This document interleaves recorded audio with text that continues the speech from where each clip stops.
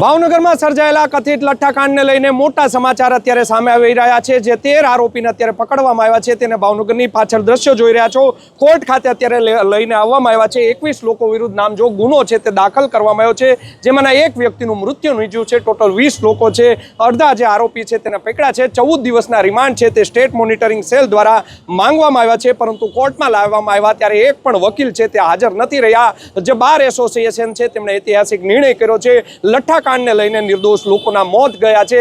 અત્યાર સુધીમાં લઠ્ઠાકાંડમાં 7 લોકો મોતને ભેટ્યા છે, તો 40 થી વધુ લોકો સારવાર હેઠળ છે, સાથે 3 લોકોના હજી શંકાસ્પદ મોત થયા છે। આમ કહી શકાય તે 10 થી વધુ લોકોના મૃત્યુ થયા છે। તેને લઈને વકીલ મંડળ છે તે પણ હવે લડી લેવાના મોડમાં છે। તેમને પણ કહ્યું છે કે આ કેસ છે તે અમે લડીશું નહીં। બાર એસોસિએશનના ક્રિમિનલ બાર એસોસિએશનના પૂર્વ પ્રમુખ છે, તેમની સાથે સીધી વાત કરીશું। ધર્મેન્દ્રભાઈ, શું નિર્ણય લેવામાં આવ્યો છે અત્યારે આ લઠ્ઠાકાંડને લઈને?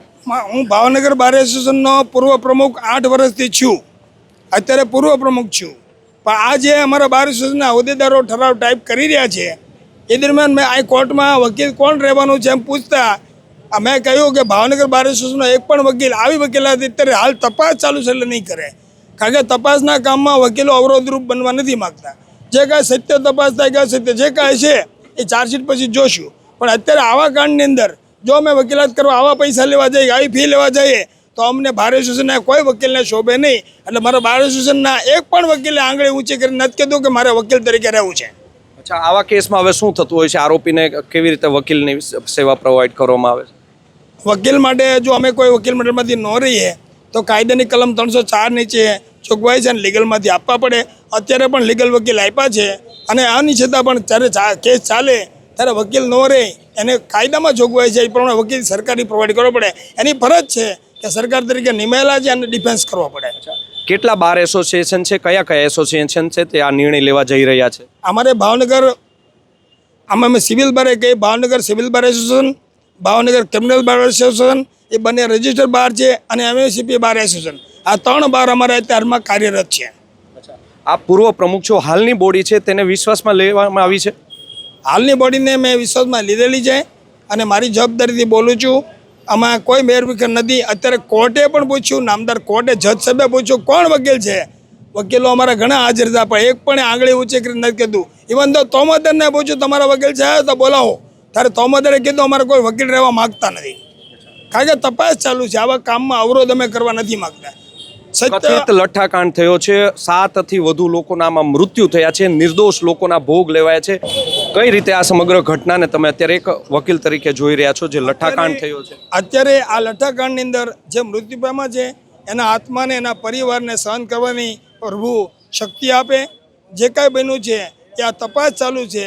તપાસની અંદર વકીલ મંડળ તરફથી નક્કી કર્યું છે કે આમાં કોઈ રીતે તપાસમાં આપણે વકીલાતના મૂકી અને કોઈ ચાર્જ ફી લેવા માટેના પ્રયત્ન કરવા નહીં, કારણ કે આ માનવતાનો પ્રશ્ન છે। તપાસમાં રૂકાવટ નહીં કરવી એ અમારી વકીલાતનો પ્રશ્ન છે। એટલે અમે કોઈ પણ વકીલે, નામદાર જજ સાહેબે પૂછ્યું કે કોઈ વકીલ રહેવા તૈયાર છે, ત્યારે આરોપીએ કીધું કે અમારે કોઈ વકીલ રહેવા તૈયાર નથી।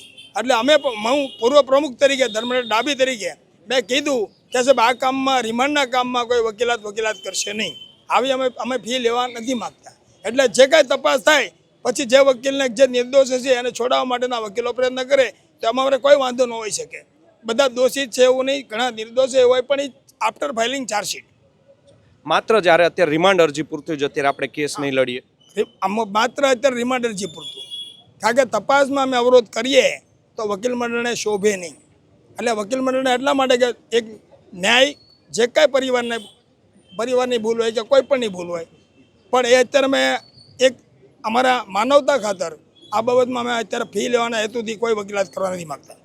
તો આપે સાંભળ્યા હતા ક્રિમિનલ બાર એસોસિએશનના પૂર્વ પ્રમુખ છે ધર્મેન્દ્ર ડાભી। તેમનું કહેવું છે કે અત્યારે હાલ પૂરતો છે તે અમે કેસ છે તે નથી લડવામાં માંગતા, આ પ્રકારનો પૈસો છે તે અમે નથી લેવા માંગતા। વકીલોએ પણ હવે કહ્યું છે કે જ્યાં સુધી અત્યારે જે કેસ ચાલે છે ત્યાં સુધી નહીં લઈએ, પછી આવનારા સમયમાં કોઈ વકીલ કેસ લડી શકે કે કેમ તેને લઈને પણ અનેક સવાલો છે તે ઉઠ્યા છે। પરંતુ ક્રિમિનલ બાર એસોસિએશનના આ પૂર્વ પ્રમુખનું નિવેદન છે કે અત્યારે અમે કોઈ કેસ છે તે નહીં લડીએ જ્યાં સુધી તેમના રિમાન્ડ અરજી પૂર્તિની અત્યારે વાત છે તેવું તેમના દ્વારા કહેવામાં આવ્યું છે। જોવું રહ્યું આગામી સમયમાં હવે આ કેસમાં છે કેટલા દિવસના રિમાન્ડ મળે છે, ક્યાં નવા ખુલાસા છે તે ભાવનગર પોલીસ કરે છે તે તો આવનારો સમય જ કહેશે। યશપાલસિંહ ચૌહાણ, નવજીવન ન્યૂઝ, ભાવનગર।